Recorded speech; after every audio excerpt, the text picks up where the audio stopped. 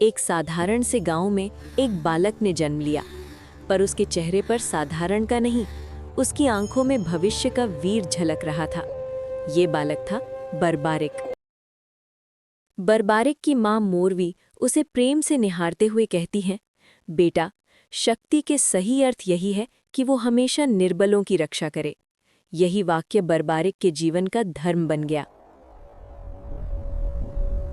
युवावस्था में बरबारिक कठोर तपस्या में लीन हो गया। दिन रात ध्यान, शरीर पर बर्फ, मन में केवल एक लक्ष्य, ईश्वर की कृपा। तभी आकाश से प्रकाश फूटा और स्वयं भगवान शिव प्रकट हुए। शिवजी ने प्रसन्न होकर बरबारिक को 3 अमोघ बाण दिए।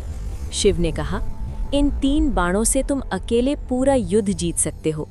पर बरबारिक के मन में गर्व नहीं, केवल कर्तव्य था।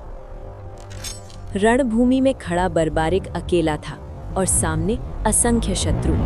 उसका धनुष उठा और ऐसा लगा मानो स्वयं काल युद्ध करने उतरा हो।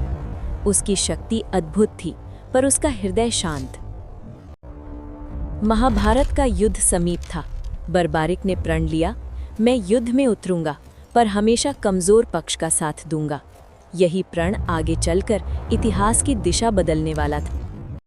मार्ग में एक ब्राह्मण ने बरबारिक को रोका। उस ब्राह्मण की मुस्कान रहस्यमयी थी। वो और कोई नहीं, स्वयं श्री कृष्ण थे।